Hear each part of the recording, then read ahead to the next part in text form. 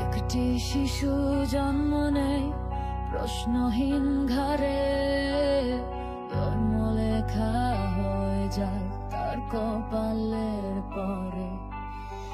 একটি শিশু জন্ম নেয় এক ধর্মের পরিবারে, ধর্ম লেখা হয়ে যায় তার কপালের পরে। ভুল জন্ম তার, কেন এই অদ্ভুত পরিচয়? যুক্তি শেখার আগেই মনে বাসা বাঁধে ভয়। ভুল জন্ম তার, কেন এই অদ্ভুত পরিচয়? সত্যের পথ যুক্তি বুদ্ধি সংশয়ে।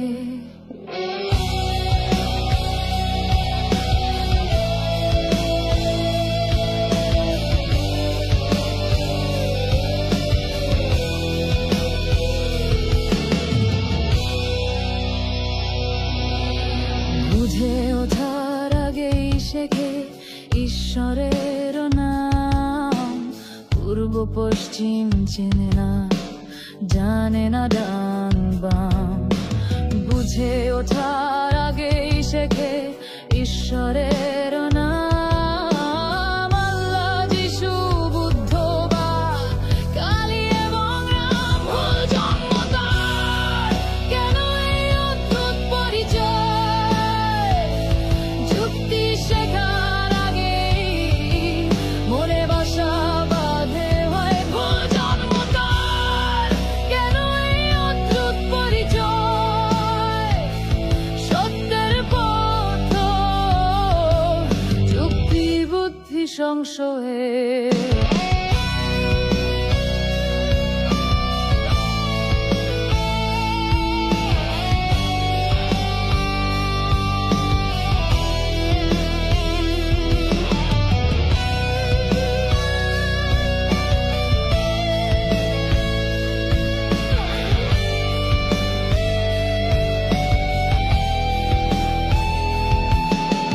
হিন্দু শেখে মন্ত্র, মুসলিম শেখে আয়াত, পিতা মাতায় ধর্ম শেখায় দিন অথবা রাত। যুক্তি বুদ্ধি চর্চায় বাড়ে ক্রমাগত ক্ষোভ, ধর্মের ঠিকাদার দেখায় অনন্ত হুরের লোভ। ভুল জন্ম তার, কেন এই অদ্ভুত পরিচয়? যুক্তি শেখার আগেই মনে বাসা বাঁধে ভয়। ভুল জন্ম তার, কেন এই অদ্ভুত পরিচয়? সত্যের পথ যুক্তি বুদ্ধি সংশয়ে।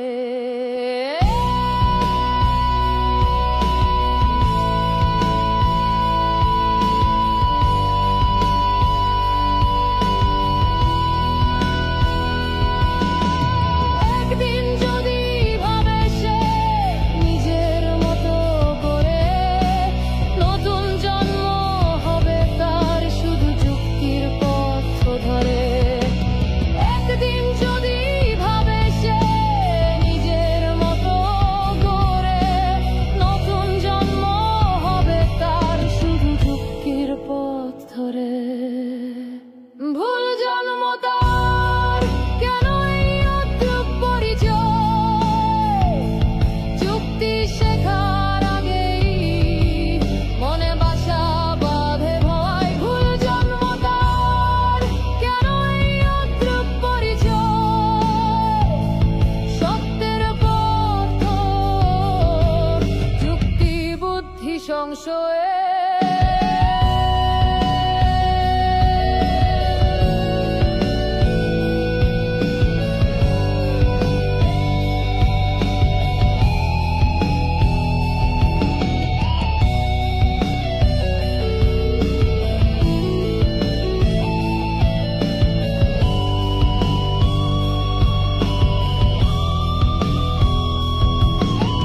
ছোটবেলায় কেবল শেখে ভয় ও পুরস্কার, হাঁটু গেড়ে প্রার্থনা আছে ধর্মের দোকানদার। জিজ্ঞাসা জিজ্ঞাসা মানেই পাপ, প্রশ্নই তো অপরাধ।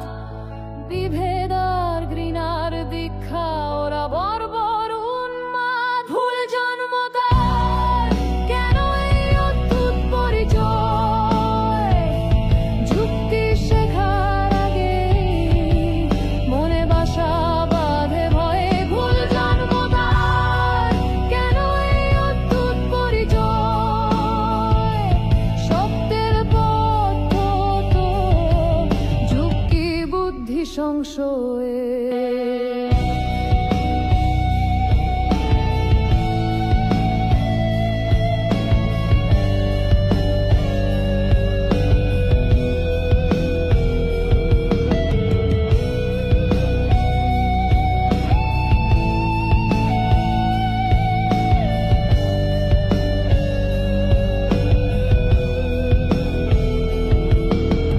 যে ভাবতে শেখে সে তো দল ছুট বিদ্রোহী। শান্তির ধর্মে তো আছে সেই পবিত্র চাপাতি। অন্ধ বিশ্বাস সে তো মূর্খতার অন্য নাম। যুক্তিতে সিদ্ধান্ত নিও ডান অথবা বাম। ভুল জন্মদার, কেন এই অদ্ভুত পরিচয়? যুক্তি শেখার আগে মনে বাসা বাঁধে ভয়। ভুল জন্মদার, কেন এই অদ্ভুত পরিচয়? সত্যের পথ যুক্তি বুদ্ধি সংশয়ে।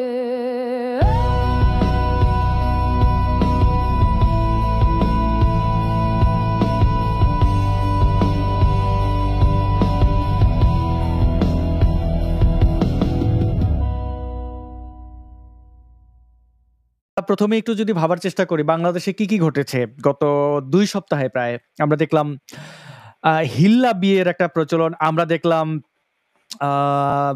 বন্দুক হাতে মহড়া দেওয়ার ঘটনা, যেগুলো আল কায়দা বা হামাস সন্ত্রাসীদের আদলে তাদের কাছ থেকে ইন্সপায়ার্ড হয়ে সেভাবে জঙ্গিবাদকে প্রচার করা হচ্ছে, প্রমোট করা হচ্ছে, মানুষকে জঙ্গিবাদ উদ্বুদ্ধ করার এই চেষ্টা, এবং ইউনূস সরকারের যথারীতি সমর্থন জানিয়ে যাওয়া। অর্থাৎ যেমন খুশি তেমন জঙ্গি হও, যত খুশি যত জঙ্গি পয়দা হও। এবং তারা কেন জঙ্গি পয়দা করছে সেটা তো একটা বড় প্রশ্ন, আমরা জানি, কিছুটা জানি।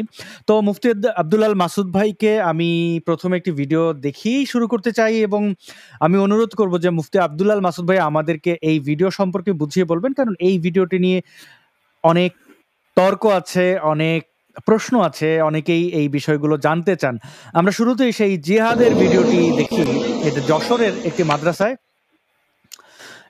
এই সেই বহুল আলোচিত বিতর্কিত ভিডিও যেখানে জিহাদ কায়েম করতে দেখা যাচ্ছে। আমরা চলুন এই জিহাদি ভিডিওটি দেখি, এবং মুফতি আব্দুল আল মাসুদ ভাই আপনি আমাদেরকে একটু পুরো ভিডিওটা 5 মিনিটের এই জিহাদি ভিডিওটি দেখব, এবং আপনি আমাদেরকে থামিয়ে থামিয়ে অনুবাদ করবেন। আমি কখন শুরু করব কখন থামবো আপনিই বলবেন যে এখানে একটু ব্রেক, বা আমরা 1 মিনিট করে শুনবো। মাসুদ ভাই 1 মিনিট করে 5 ভাগে শুনে আপনি 1 মিনিট শোনার পরে ওই 1 মিনিট অনুবাদ করবেন, কেমন? অথবা আপনার যদি কোনো এখানে প্রেফারেন্স থাকে। মাসুদ ভাই আপনাকে শুনতে পাচ্ছি না কোনো একটা অজ্ঞাত কারণে, আপনি একটু মাইক্রোফোনটা দেখবেন, আপনি মিউট করা কিনা। হ্যাঁ, ওকে, হ্যাঁ, এটা কি ভালো হবে? 1 মিনিট করে প্লে করে করে আমরা যদি এটা একটু খণ্ডন করার চেষ্টা করি। এখানে কি বলেছে আসলে? অনেকেই বলছেন জিহাদি কথা বলা হয়েছে, অনেকেই বলছেন এটা খেলনা বন্দুক নিয়ে করা হয়েছে, যেমন খুশি তেমন সাজো। আসলে কেমন খুশি, মানে যেমন খুশিটা আসলে কেমন খুশি? আমরা সেই খুশির ব্যাপারটি জানতে চাই। আমরাও খুশি হতে চাই, অথবা বরাবরের মতো হতাশ। আমরা হতাশ নাকি খুশি কোনটা হব সেটা এই বক্তব্যই প্রমাণ করবে। তাহলে শুরু করি।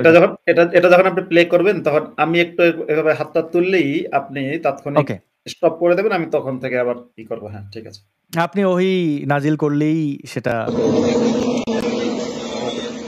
ইন্নাল হামদুলিল্লাহ ওয়াসসালাতু ওয়াসসালামু আলা রাসূলিল্লাহ আম্মা বা'দ ফাআউযু বিল্লাহি মিনাশ শাইতানির রাজীম বিসমিল্লাহির রহমানির রহিম كتب عليكم القتال وهو كره لكم صدق الله العظيم وقال النبي عليه الصلاة والسلام إذا تركتم الجهاد فسلط عليكم الذلة أو كما قال عليه الصلاة والسلام. জি মাসুদ ভাই। হ্যাঁ, এটা একটা কওমি মাদ্রাসার ভিডিও। কওমি মাদ্রাসার একটা অনুষ্ঠান হয়েছে, সেখান থেকে এর প্রথমে যেটা বলেছে, নিশ্চয়ই সকল প্রশংসা আল্লাহ তাআলার এবং শান্তি বর্ষিত হোক তার রাসূলের উপরে, শান্তি এবং প্রার্থনা বর্ষিত হোক তার রাসূলের উপরে। পর কথা, আমি আল্লাহর নিকট বিতাড়িত শয়তানের কাছ থেকে আশ্রয় গ্রহণ করছি। শুরু করছি পরম করুণাময় ও দয়ালু আল্লাহর নামে। তারপরে সে বলছে, তোমাদের উপর জিহাদকে অবধারিত করা হয়েছে, অথচ তোমাদের কাছে সেটি অপছন্দনীয়। এটি কিন্তু কোরআনের একটি আয়াত। আল্লাহ, মহান আল্লাহ সত্য বলেছেন। তারপরে প্রার্থনা এবং শান্তি বর্ষিত রাসূলের উপরে আবারও বলছে। তারপরে বলছে যে আল্লাহ বলেছেন, নবী বলেছেন যে তোমরা জিহাদকে যদি পরিত্যাগ করো তাহলে তোমাদের উপরে লাঞ্ছনা নেমে আসবে। এখানে সে একটা হাদিস বলেছে, হাদিসটা একটু সে ভুল বলেছে, কিন্তু হাদিসটা মানে ফাসাল্লাতাল্লাহু আলাইকুমুয-যুল্লাহ, এখানে ফাসাল্লাত আলাইকুমুয-যুল্লাহ এরকম একটা বলার চেষ্টা করেছে, মানে একটু ভুল বলেছে। কিন্তু হাদিসটার অর্থ এটা, আমি যেটা বললাম যে তোমরা যদি জিহাদকে পরিত্যাগ করো বা জিহাদ করা ছেড়ে দাও তাহলে আল্লাহর পক্ষ থেকে তোমাদের উপরে লাঞ্ছনা বা অপমান নেমে আসবে। মুফতি আব্দুল্লাহ আল মাসুদ ভাই, স্বাভাবিকভাবেই কিছু প্রশ্ন তো থাকেই আর কি। সেই প্রশ্নটি যদি এইভাবে যে আমরা দেখলাম এখানে কি হচ্ছে, এটা যেমন খুশি তেমন সাজো, এবং আপনি বলছেন এখানে কোরআনের আয়াত, আমরা তো সাধারণ মানুষ বুঝি না, খুব কম বুঝি, কোরআনের আয়াত পাঠ করেছেন এবং হাদিস উদ্ধৃত করেছেন, তাহলে যেমন খুশি তেমন সাজো তো এক প্রকার নাটক। আজকাল কোরআনের আয়াত নাটকে ব্যবহৃত হচ্ছে, কোরআনের আয়াত নাটকের জিনিস। ওইখানে যে বন্দুক ছিল সেগুলো খেলনা বন্দুক, মানে এখানে নাটক মঞ্চায়িত, কোরআনের আয়াতগুলো এখন তাহলে নাটকে ব্যবহৃত হচ্ছে। এটার ইসলামিক বৈধতা আছে? না, এটা বৈধতা নেই। আর যারা নাটক বলছে তারা কেন মিথ্যা বলছে সেটা আমি বলবো একটু পরে। ইসলামের দৃষ্টিতেই তারা মিথ্যাবাদী। আপনি ভিডিওটা বাকিটা প্লে করলে আমাদের যারা দর্শক আছে তারা পুরো ভিডিওটা একটু তর্জমা শুনুক। নিশ্চয়ই।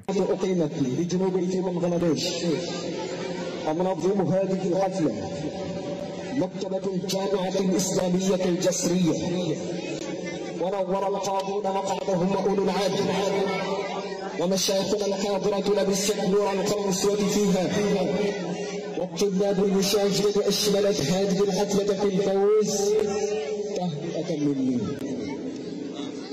أيها المسلمون، الموضوع المستفاد من مكتبة الجامعة وهو أهمية الجهاد وفضائله.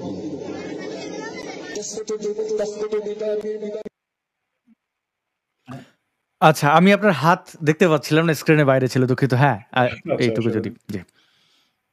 এবার যেটা বলেছে, এই সে যে মাদ্রাসায় আছে ওই মাদ্রাসার নাম হচ্ছে জামিয়া ইসলামিয়া যশোর। সেই মাদ্রাসার সম্পর্কে বলছে যে এই মাদ্রাসাটা প্রতিষ্ঠিত হয়েছে বাংলাদেশের দক্ষিণাঞ্চলে প্রতিষ্ঠিত একটি মাদ্রাসা, এবং আজকে যে এখানে জনসভা হচ্ছে বা এখানে যে সভা হচ্ছে হাফলা, সেই সভাটার আয়োজক হচ্ছে এই মাদ্রাসার লাইব্রেরি। এই মাদ্রাসার যে লাইব্রেরি, সেই লাইব্রেরির পক্ষ থেকে এটি আয়োজন করা হয়েছে। এবং সেখানে সে বলছে মাকতাবাতুল জামিয়াতুল ইসলামিয়াতুল জাসরিয়া, আসলে সে জাসুরিয়া না বলে জাসরিয়া বলেছে। এটা তার মানে কি বলে আরবির ভুল, তার আরবির ভুলটা আমি গেলাম না। আমি সে যেটা বোঝাতে চাই, যশোর আল জামিয়া ইসলামিয়া মাদ্রাসার লাইব্রেরি আয়োজন করেছে। অবশ্য সে মাকতাবাত বলেছে, মাদ্রাসার অফিস যদি হতো তাহলে হয়তো মাকতাবুন, কিন্তু সে মাকতাবাত বলেছে, ওই লাইব্রেরি আয়োজন করেছে। ওকে, ঠিক আছে, সে যেটা বুঝেছে। এরপরে বলছে যে এখানে যারা অত্যন্ত সম্মানিত মানুষেরা যারা এখানে বসেছেন, সমাজের নেতৃবর্গ, সমাজের নেতৃস্থানীয় ব্যক্তিবর্গ, সৎ মানুষেরা যারা এখানে বসেছেন, তারা আমাদেরকে আলোকিত করেছেন। এবং আমাদের সম্মানিত শায়েখগণ, শায়েখ বলতে হয়তো শিক্ষকদেরকে বোঝাচ্ছে, সম্মানিত শায়েখগণ তারা টুপি পাঞ্জাবি পরিহিত অবস্থায় এখানে বসেছেন। এবং অন্যান্য যারা এখানে উপস্থিত সুধীবৃন্দ আছেন, তারা এরকম একটা মজলিসে উপস্থিত হওয়ার মাধ্যমে তারা অত্যন্ত সাহসিকতার পরিচয় দিয়েছেন এবং তারা এই অনুষ্ঠানকে আলোকিত করেছেন।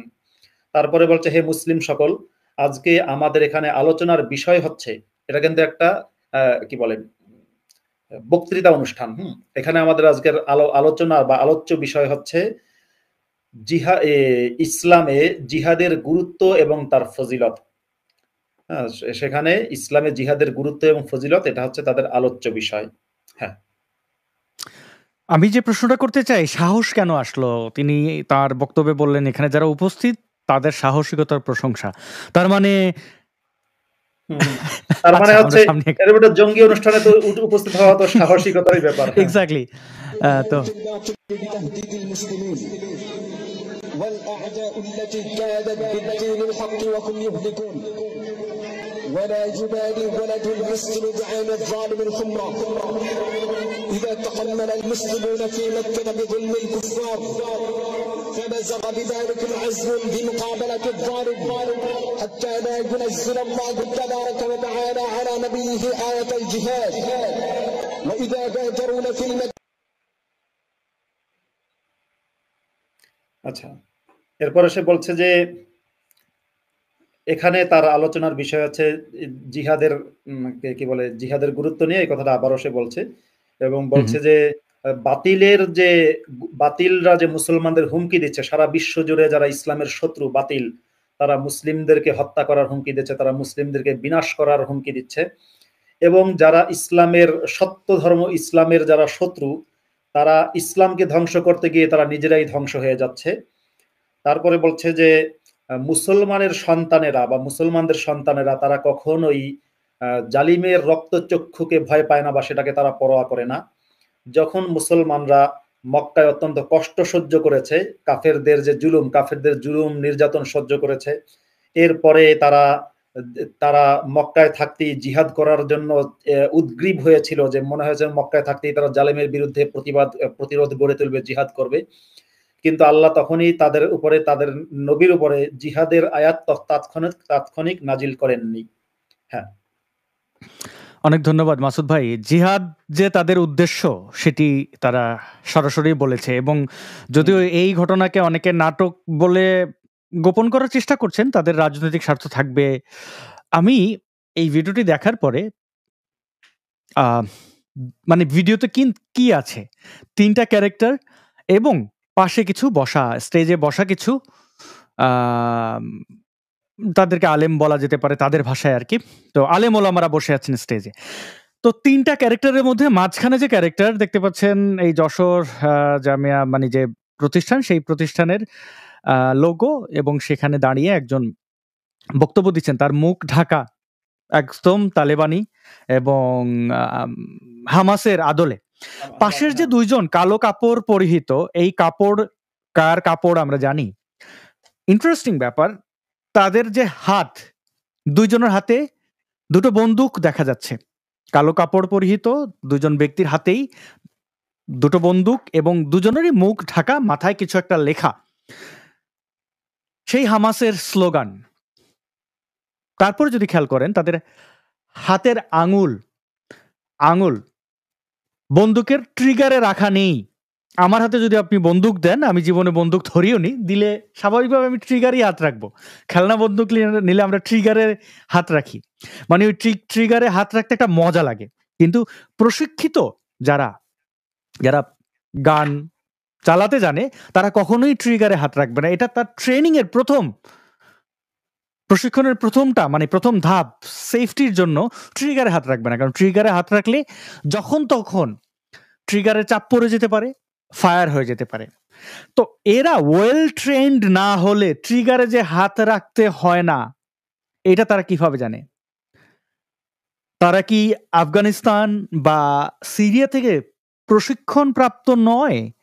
আমরা তো তাদের মুখ দেখতে পাচ্ছি না, যেমন খুশি তেমন সাজো, মুখ ঢেকে তালেবানি জঙ্গি বা হামাসের জঙ্গি সাজা এবং ওয়েল ট্রেন্ড মিলিট্যান্টদের মতো ট্রিগারে হাত না রেখে সে হাত বাইরে রাখা বন্দুকের। মানে আমি এটা নিয়ে এই ওয়েপন এক্সপার্টের সাথে কথা বলেছি। তিনি আমেরিকাতে থাকেন এবং তিনি এক্সপার্ট। তো তাকে আজকে পেলে ভালোই হতো, তার সময়ের সাথে মেলেনি বলে আমরা তাকে পাইনি। তো এইটা হচ্ছে মাসুদ ভাই। বাকিটা আমাদের যারা দর্শক বন্ধু রয়েছেন, তারাও তো অনেকেই অনেক বুদ্ধিদীপ্ত মানুষরাই আমাদেরকে দেখেন, কমেন্ট দেখে তো অন্তত তাই বোঝা যায়। তারা নিশ্চয়ই এটা বের করবেন। আমরা তাহলে ভিডিওর সামনের দিকে যাই, পয়েন্টগুলো আপনারা একটু মাথায় রাখবেন। এবং এটা বলে রাখি, এই সময় না, ইউনুসের জঙ্গিবাদ যে লালন পালন করছে, এই সময় তো এরকম থাকবে না, সময় বদলাবে। তখন মিলিয়ে রাখবেন আজকে আমরা যে কথাগুলো বলছি বা যে জিনিসটা উদ্ঘাটন করার চেষ্টা করছি, একজন সমাজকর্মী হিসেবে সেটার মিল আপনারা পাবেন পরে। فأوحى الله تبارك وتعالى على نبيه ذكر الجهاد ولكن الحال لقلوب أصحاب النبي إلى غيره، وإن كان مرادهم غير احتجاج على الله تبارك وتعالى أن الكفار إذا رجعت من ساعة القتال فأخذت آثارهم الأصلية، وفي هذا العصر ألقى الله تبارك وتعالى في قلوبهم الرعب، سنلقي في قلوبكم الرعب بما أشركوا بالله ما لم ينزل به।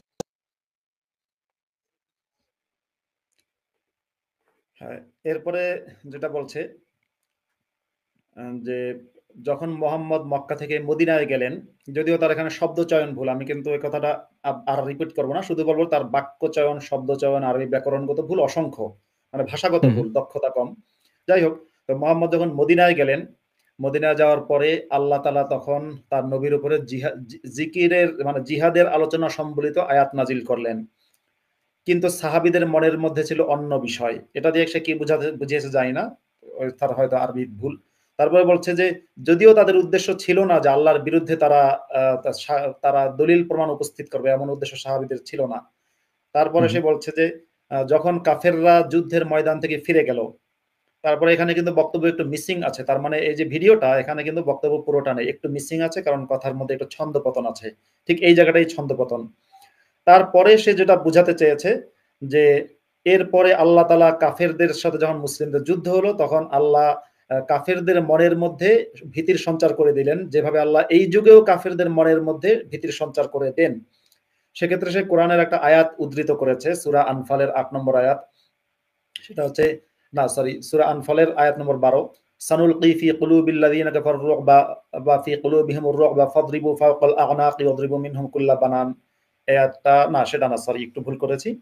আয়াতটা হচ্ছে সানুলকি ফি কুলুবিল্লাযিনা কাফারু রুবা বিমা আশরাকু বিল্লাহি মা লাম ইউনাজ্জিল বিহি সুলতানা ওয়া মাওয়াহুমুন নার ওয়া বি'সা মাসওয়ায যালিমিন। এটা সূরা আলী ইমরানের আয়াত, যার অর্থ হচ্ছে অবশ্যই আমি কাফেরদের মনের মধ্যে, মুহাম্মদের আল্লাহ বলছে, অবশ্যই আমি কাফেরদের মনের মধ্যে ভীতির সঞ্চার করে দেব, যেহেতু তারা আল্লাহর সাথে শিরিক করেছে, যে আল্লাহর সাথে শিরিক করার ব্যাপারে আল্লাহ কোনো দলিল প্রমাণ উপস্থিত করেননি, এবং সেই কাফেরদের ঠিকানা হচ্ছে জাহান্নাম, এবং কাফেরদের যে জালেমদের আবাসস্থল অর্থাৎ জাহান্নাম কতই না নিকৃষ্ট।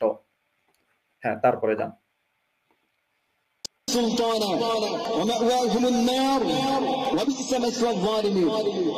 إقامة الدين على العالمين خاصة في الأرض الوطنية رجاء المؤمنين، وأحكام الله الخالصة القسطية لتقومن بالقتال على الطاغوت المطيع الشيطان، وتعتمد إقامة السلامة على البلد السعادة القسطية بنظام من القرآن. وانزلوا ولا تخافوا ولا تحزنوا فإن قول الله تبارك وتعالى وجاهدوا في سبيل الله حق جهاده. الرواية من رئيس المفسرين عبد الله بن عباس رضي الله عنه عن تفسيره: البلوغ إلى غاية الجهد من حيث مقابلة الكفار، والفتح من الله تعالى فقط في يوم بدر، واستمد في يوم اليرموك المجاهد الإسلام إلى خليفة المسلمين سيدنا عمر بن الخطاب رضي الله عنه من ساعة قتالهم لأقل من عدة المسلمين وتوجيه الجنود الإضافية إليهم. أرسل الخطاب لما كانوا يستمدونه، وقوله فيه: قد جاءني كتابكم تستمدونني وإني أدلكم على من هو أنصر وأحسن جندا. الله أكبر. আচ্ছা, তারপরে বলছে যে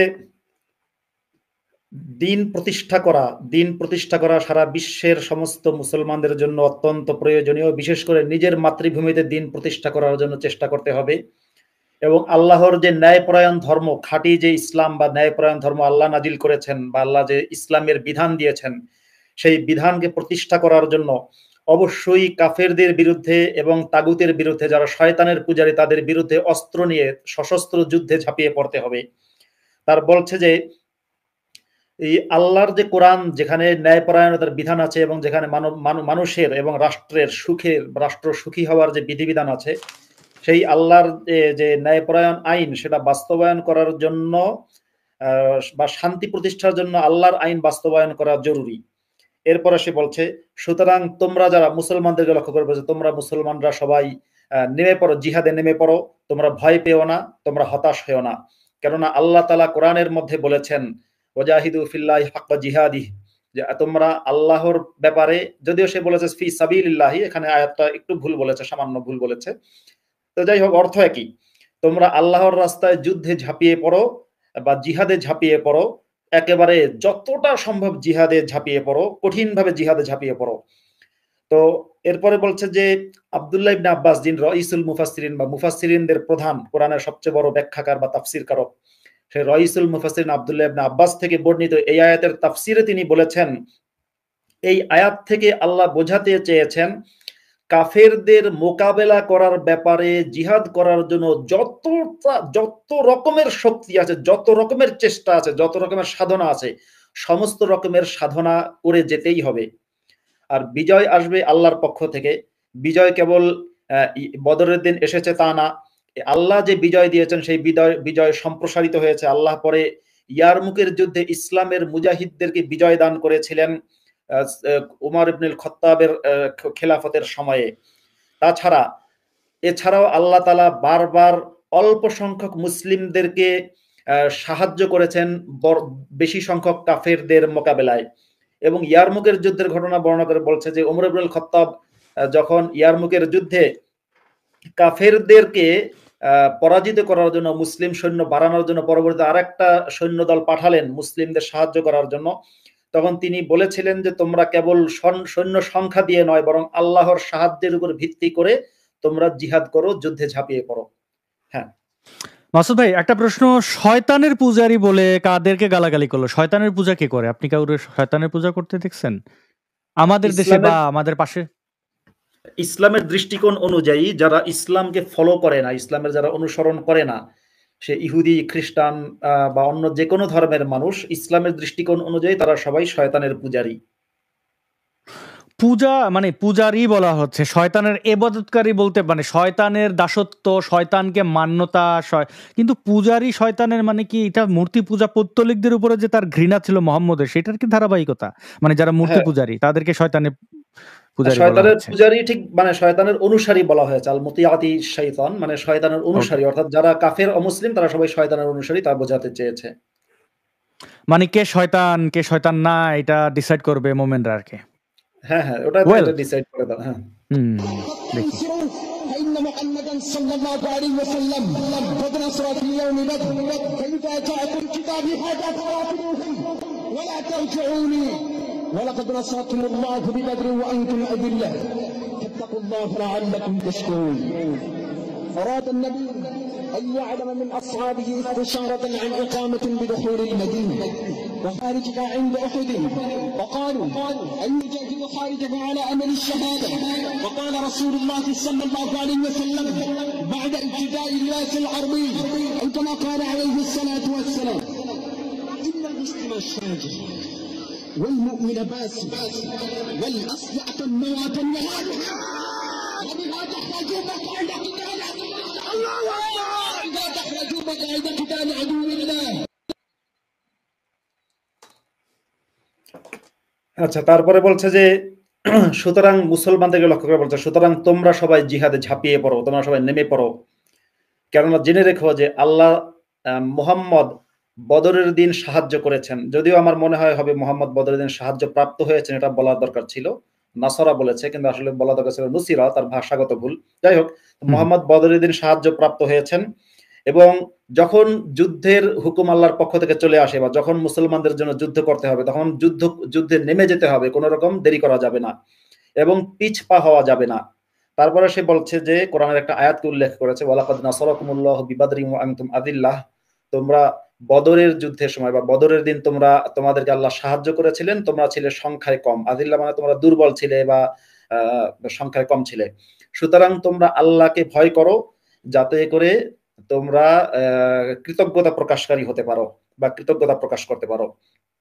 তারপরে বলছে যে আল্লাহর নবী তার সাহাবীদের কাছ থেকে মদিনায় প্রবেশের ব্যাপারে অনুমতির অপেক্ষা করছিলেন, যে তিনি যেন মদিনায় যেতে পারেন, মদিনায় গিয়ে তিনি জিহাদ করতে পারেন। তারপরে যখন মোহাম্মদ মদিনায় যাওয়ার পরে ওহুদের যুদ্ধ করলেন, প্রথমে বদর যুদ্ধ করলেন, তারপরে তিনি ওহুদের যুদ্ধ করলেন, এবং সাহাবীদের কাছ থেকে শহীদ হওয়ার ব্যাপারে তিনি শপথ নিলেন যে নবীর সাথে জিহাদ করতে হবে, নবীর সাথে মিলে কাফেরদের বিরুদ্ধে যুদ্ধ করতে হবে এবং প্রয়োজনে শহীদ হতে হবে। সেই শপথ তিনি নিলেন এবং বলছে মুমিন হচ্ছে অত্যন্ত ভীরু হয় না, মুমিন হয় সব সময় হচ্ছে মুসলিম মুমিন, তারা হয় সাহসী এবং তারা কখনো পিছপা হয় না। তারপরে বলছে যে মুসলমানরা যে যুদ্ধ করবে, মুসলমানদের যুদ্ধের প্রধান অস্ত্র হচ্ছে তাদের ধর্ম বিশ্বাস, তাদের ঈমান হচ্ছে তাদের প্রধান অস্ত্র। এই অস্ত্র দিয়ে তারা কাফেরদের, এবং এখানে দেখবেন একটু কিন্তু জোশ দেখিয়েছে, মানে যত শক্তিশালী কাফের হোক, যত ষড়যন্ত্র হোক, আমাদের ঈমানি অস্ত্র নিয়ে আমরা কাফেরদের মধ্যে ঢুকে যাব, ঢুকে গিয়ে কাফের যারা শয়তানের অনুসারী তাদেরকে আমরা ধ্বংস করে দেব। হ্যাঁ, وبهذا خرجوا مؤامرة مشعوذة من الشيطان، وطاقة الأمة وقوة المسلم الإيمانية أفزع من الطاقة العسكرية لعدو الإسلام.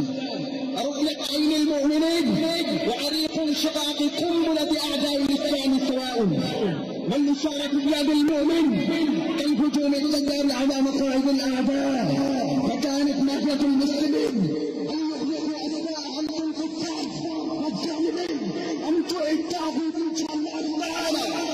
أيها المكاتبون، انتصر الظلم على مسلم العالم وانتشر الإلحاد، ولا دول للملحدين الاشتغال بالنفاق على المؤمنين، ويغلقون الإيمان بعقائدهم المجنونة، ويخطفون التربة من تحت قدومهم بالطائفة الجمعية التعاونية المهروية. إن شاء الله تعالى الذين يقولون ربنا إننا تغير ذنوبنا وكف عنا.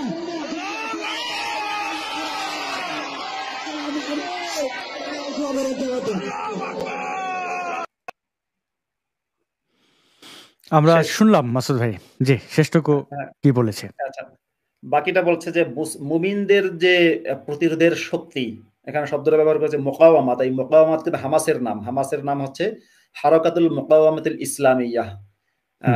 এবার সেটা নিয়ে আমি পরে কথা বলবো। যে মুমিনদের যে প্রতিরোধের শক্তি, সেটা হচ্ছে ইমানি শক্তি, সেটা কাফেরদের কাছে যে অস্ত্রের শক্তি আছে, অস্ত্রের শক্তির চেয়ে বহুগুণ বেশি শক্তিশালী সেটা। এবং মুমিনরা হচ্ছে কাফেরদেরকে যখন প্রতিহত করবে, তখন কাফেরদের সাথে যতই বোমা থাকুক, বন্দুক থাকুক, সেগুলো কোনো কিছুই মুমিনদের ইমানি শক্তির সামনে দাঁড়াতে পারবে না। এবং আল্লাহই হচ্ছে মুমিনদেরকে নিয়ন্ত্রণ করেন, এবং আল্লাহর হুকুমেই মুমিনরা কাফেরদের মধ্যে, কাফেররা যেখানে বসবাস করে তাদের ঘর বাড়িতে ঢুকে তাদেরকে হত্যা করবে।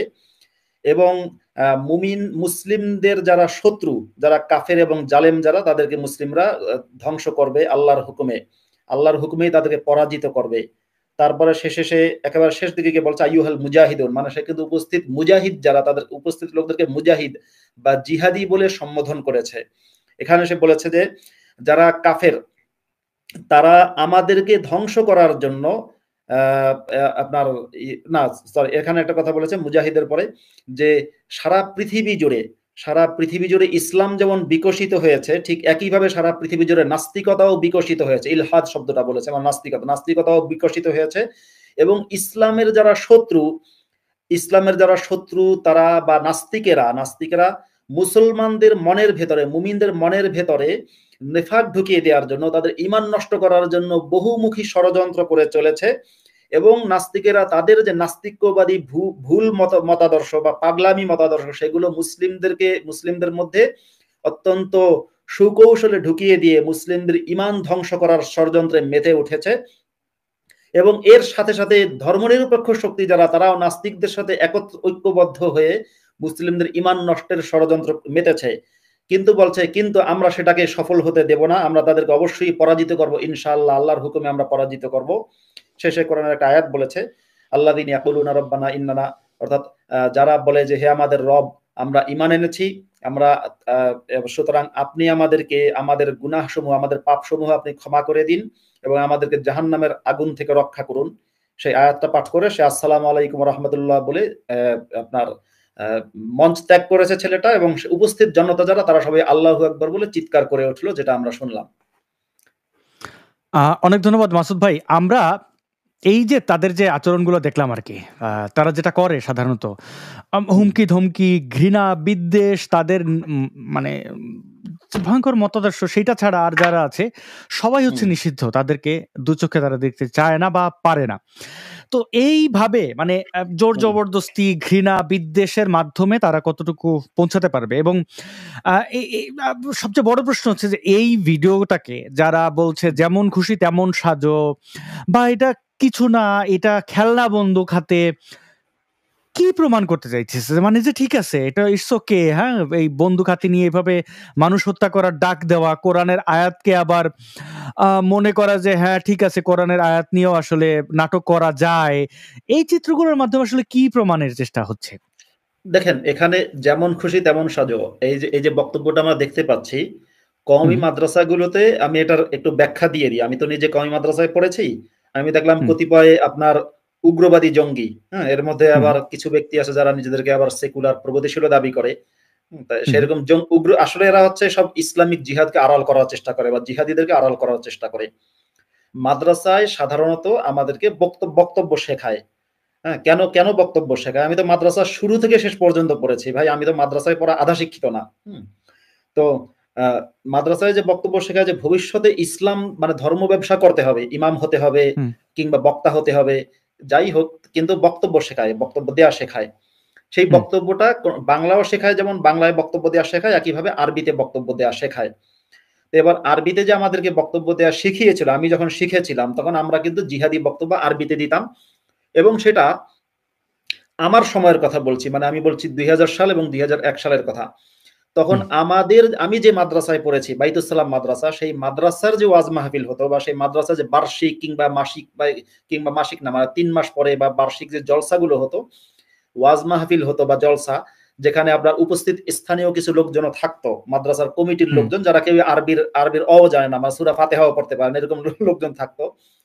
ওদের সামনেও কিন্তু আমরা আরবিতে এরকম জিহাদি বক্তব্য দিতাম। আমি দিয়েছি বা আমার ক্লাসমেটেরা দিয়েছে। ওরা তো কিচ্ছু বোঝেনি এবং সেগুলোর ভিডিও নেই, কিন্তু আমার ভিডিও নেই ভাই, আমার মস্তিষ্কে তো আছে আমি কি বলেছিলাম। তো এটা কিন্তু যেমন খুশি তেমন সাজো। আপনি যদি আজকে, আমি বলবো যে সমস্ত উগ্রবাদী জঙ্গিরা বলছে এটা যেমন খুশি তেমন সাজো, ইউটিউবে আপনি যেমন খুশি তেমন সাজোর ভিডিওর সাথে দেখবেন তো মিলে কিনা। যেমন খুশি তেমন সাজোর বক্তব্যকে কেউ দাঁড়িয়ে বলে যে আমরা কাফেরদেরকে ধ্বংস করে দেব, তাদের মধ্যে ঢুকে যাব, তাদেরকে হত্যা করবো, এটা তো যেমন খুশি তেমন সাজ না রে ভাই। এটা হচ্ছে জিহাদি বক্তব্যের প্র্যাকটিস ছিল।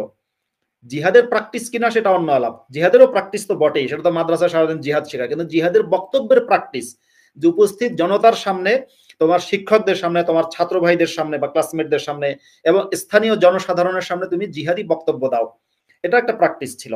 এবং এখানে যে সাজটা দিয়েছে দেখুন, এখানে কিন্তু দুটো আমরা যে বক্তব্য দেখলাম, দুইটা সাজের মিশ্রণ। যে বক্তব্য দিচ্ছিল সে কিন্তু জঙ্গি সংগঠন হামাসের পোশাক পরেছিল, হামাসের পোশাকটা ওইরকম হয়।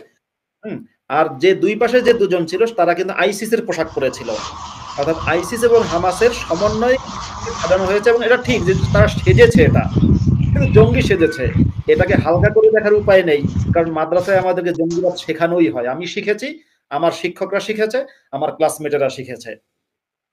আরেকটা একই ভিডিও আমরা যদি দেখি, এখানে একজন ব্যক্তি বসে আছেন চেয়ারের উপরে। এই চেয়ারের কথা মনে আছে নিশ্চয়ই, আমার মনে হয় যে দর্শক বন্ধুরা মনে করতে পারবেন সেই লোক কিভাবে মারা গেছিল।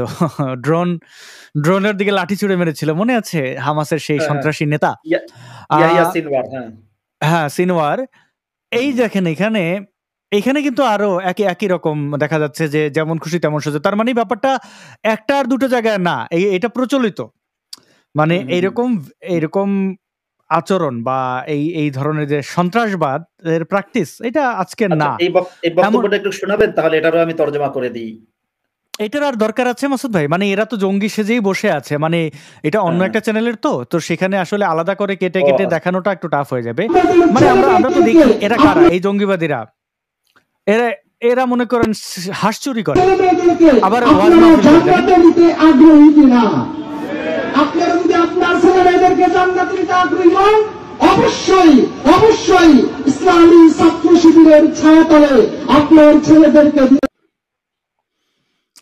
দিনের বেলা হাঁস চুরি, রাতের বেলা মানে যাই হোক, আর বললাম না কিন্তু মাসুদ ভাই এরা কারা, মানে এদের তো আমরা চিনি, এরা হচ্ছে চোর বাটপার, ওয়াজ মাহফিলে এই ধরনের কথা বলবে, আবার জিহাদের ডাক দেয় তারা। আরো এদের মধ্যে এক গ্রুপ তো এরকম জিহাদি, তারা জিহাদ করতে চায়, মানুষ হত্যা করতে চায়। আর এক গ্রুপ হচ্ছে মানে তারা এইভাবেই গেরিলা যুদ্ধের প্রস্তুতি একদম মাঠেই নেয়। দেখেন ওয়াজ মাহফিল চলছে সেই জোশে, মানে কেউ বন্দুক তুলে নেয়, কেউ নিজেকে আবাবে মানে পাখি মনে করে ওরা শুরু করে, ঝোলা শুরু করে। মানে আপনি এদের কি বলবেন, না বান্দর না মানে কোন প্রজাতির, এটা তো খুব মুশকিল একটা বিষয়, মানে এইটা আইডেন্টিফাই করা। এবং এই ধরনের ভিডিও বা এই ধরনের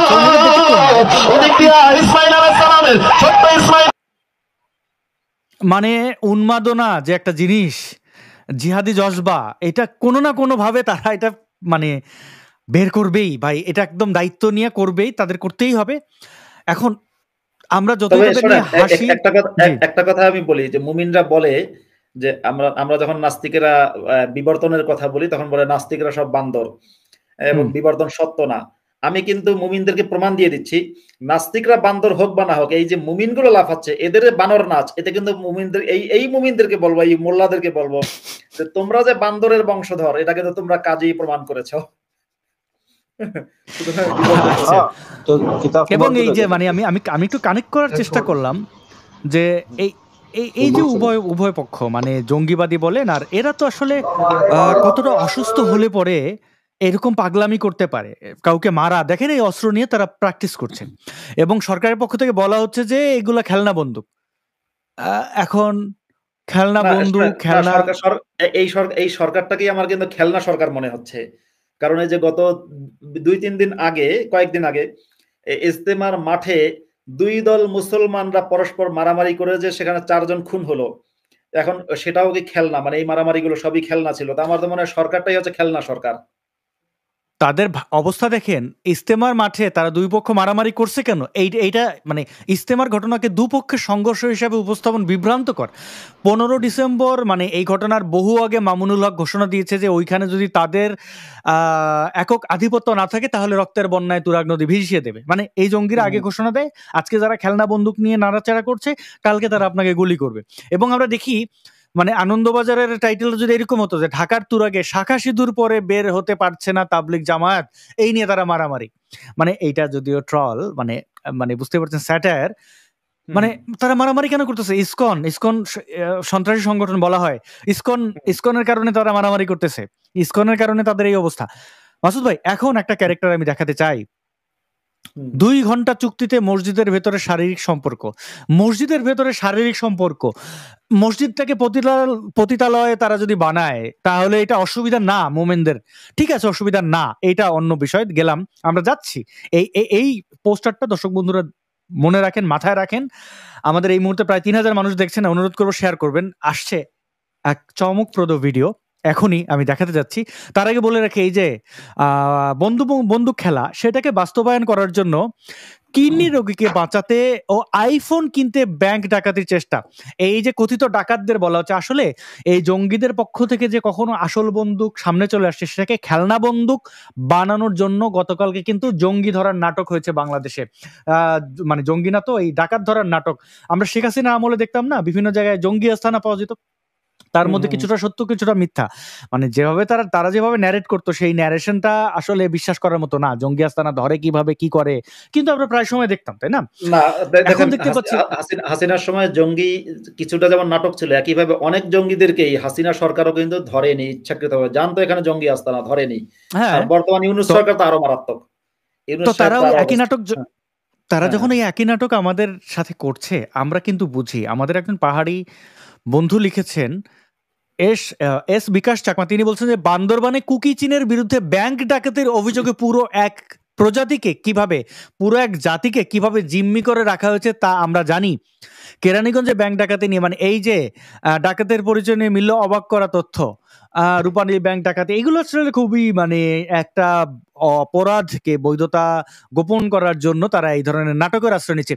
এইবার চলুন মাসুদ ভাই, এই ভিডিওটি আমরা দেখব কি হয়েছে। তার আগে একটা বিষয়,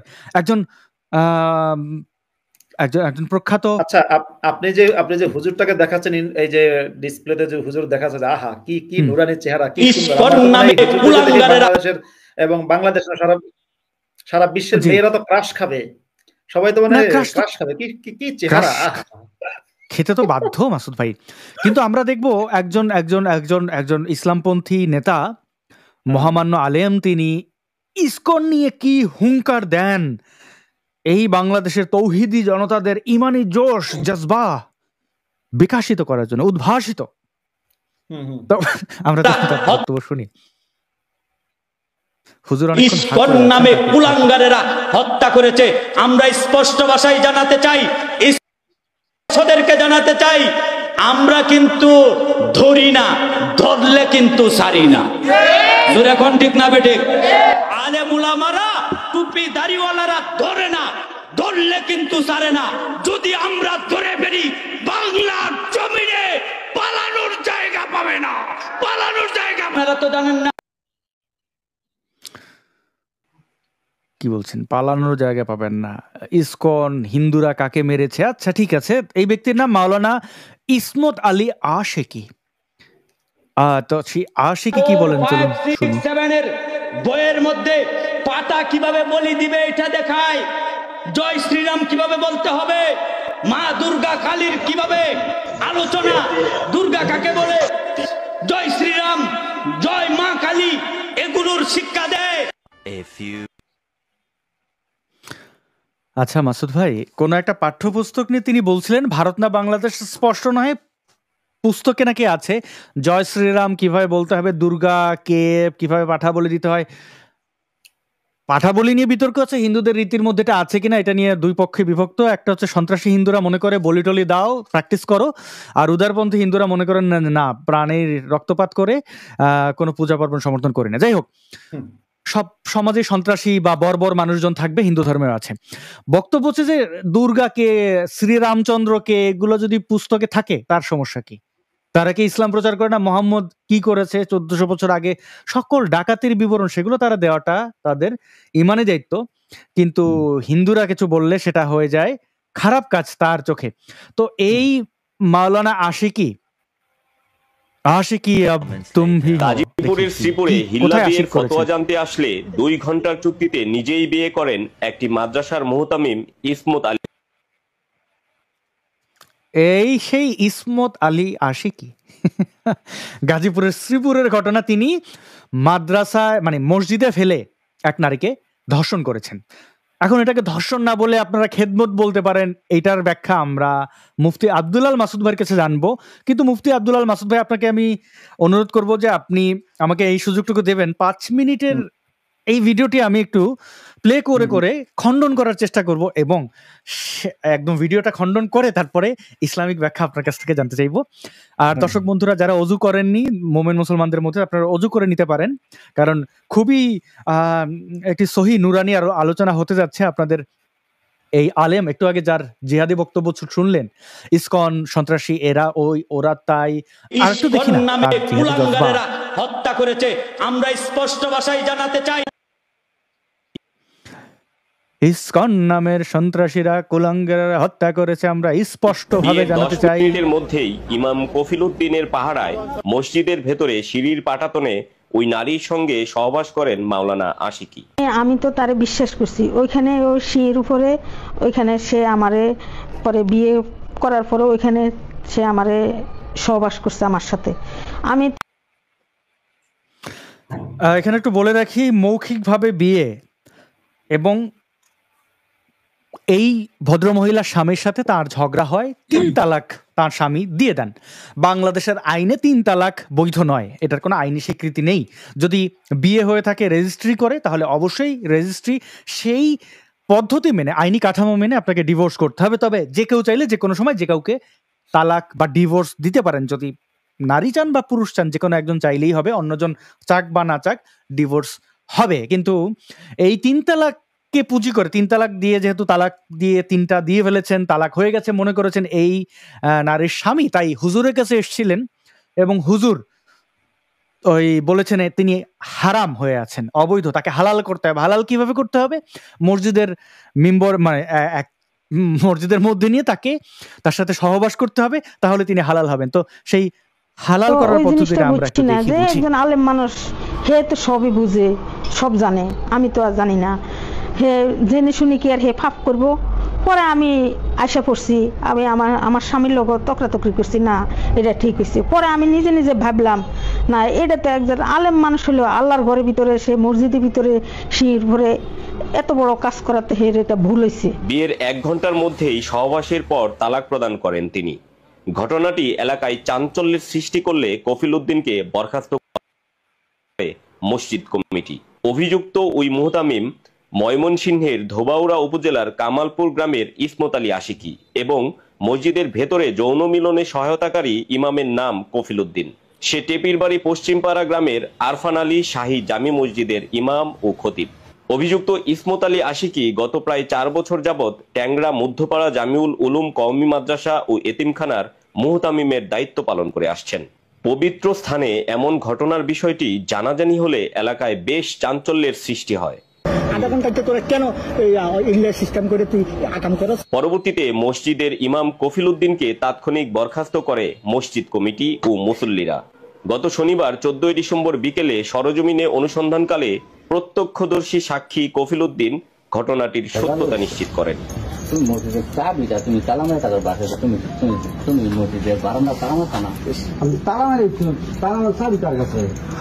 আমার মসজিদের চাবি কার কাছে হতো না? বিয়েটা কি রাত্রে পড়াইছিলেন?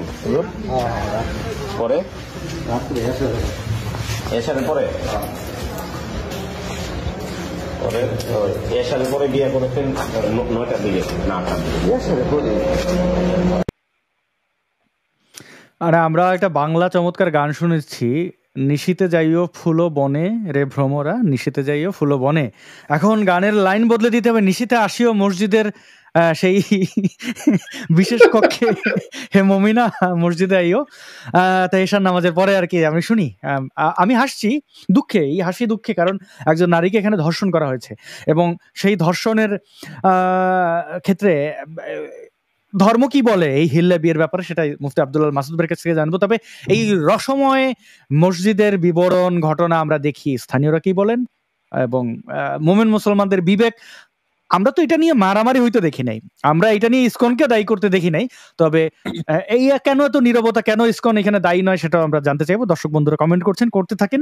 এই মুহূর্তে আমাদের 3,500 মানুষ ফেসবুক ইউটিউব মিলে দেখছেন, ধন্যবাদ আপনাদেরকে দেখার জন্য। এবং আমি দর্শক বন্ধুদের বলতে চাই যে আপনারা যুক্ত হয়ে আমাদের এই সেশনে প্রশ্ন রাখতে পারবেন মুফতি আব্দুল্লাহ মাসুদ ভাইয়ের কাছে। এবং যদি কেউ ইসলামপন্থী থাকেন বা ইসলাম নিয়ে পড়াশোনা আছে এমন কেউ যদি প্রশ্ন করতে চান, তাহলে তাকে অগ্রাধিকার দেওয়া হবে। আমরা চাই, আমরা যদি কোনো কথা ভুল বলে থাকি, মুফতি আব্দুল্লাহ মাসুদ ভাই তিনি যদি তার যে শিক্ষা, তার যে দীক্ষা, তিনি যা অর্জন করেছেন, সেই অর্জন বা শিক্ষার যদি অবমূল্যায়ন করে থাকেন, মিথ্যা বলে থাকেন, অসত্য কথা বলে থাকেন, তাহলে নিশ্চয়ই তার সমমর্যাদার মুফতি মাওলানা কেউ যদি থাকেন, নিশ্চয়ই আমাদের ধরিয়ে দেবেন। আমরা শিখতে চাই, জানতে চাই। তো এই ভিডিওটির শেষেই আমরা সেই লিঙ্ক উন্মুক্ত করে দেব। প্রিয় বন্ধুগণ, চলুন শেষ করি এই ভিডিওটি।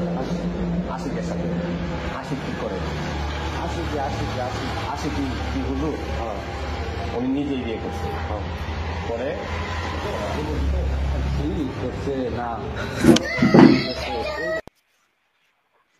মানে যে ইমাম ওই মসজিদের সহবাস করতে মসজিদের ভেতর সাহায্য করেছিলেন এবং বিয়ে পড়েছিলেন, এটি ছিল তার বক্তব্য। মানে তিনি আশিকি নামের ওই যে একটু আগে ইসকন সন্ত্রাসী বলা যে লোকটি, মানে এটা কিন্তু একটা উদাহরণ। 99% এই ধর্মীয় বিদ্বেষ ছড়ানো ব্যক্তিরা, অর্থাৎ কখনো ইসকন খারাপ, কখনো শেখ হাসিনা খারাপ, কখনো খালেদা জিয়া খারাপ, এই ব্যক্তিরা কারা? তারা হচ্ছে এই ধরনের ব্যক্তি যারা তাদের মসজিদ বা তাদের মুসলমান নারীদেরকেই ধর্ষণ করে।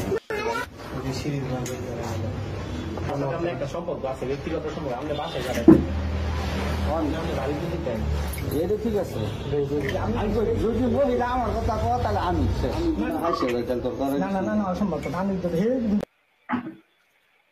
মানে এই ইমাম কিন্তু ফেসে গেছে। যাই হোক শুনি। কইছিলেন? আমি তো দেখি তারা তুমি এই পাশে আমি ইয়া দিতেছি, আমার এই দুটো আমি উঠে দিতে, তারপরে তো আপনি বাইরে পাহারা আমি ফানা দিতেছি। ভিডিওগুলো কিন্তু গোপনে করা হচ্ছে। সূত্রে জানা যায় নোয়াখালীর এক গৃহবধূকে ঝগড়াঝাটির পর তার স্বামী 3 তালাক প্রদান করেন। অতঃপর ওই ব্যক্তির স্ত্রীকে চাচাতো ভাইয়ের নিকট গাজীপুরের শ্রীপুরে পাঠানো হয় বিজ্ঞ আলেমদের সঙ্গে পরামর্শ করার জন্য। পরবর্তীতে চাচাতো ভাই ওই তালাকপ্রাপ্ত নারীকে মুহতামিম ইসমত আলী আশিকি হুজুরের নিকট নিয়ে আসেন ফতোয়া জানার জন্য। ফতোয়া জানার জন্য? মাসুদ ভাই, আপনাকে দেখলে ভালো মানুষ মনে হয়, এরকম ফতোয়াটা তো দিছেন নাকি কখনো? না, আমি একটা ঘটনা বলবো, আমারও এরকম একটা অভিজ্ঞতা আছে যে আমার কাছে ফতোয়া এসেছিল, বলবো পরে। মাওলানা আশিকি বলেন, ওই নারীকে অন্যত্র বিয়ে দেয়া ছাড়া পূর্বের স্বামীর জন্য হালাল হবে না।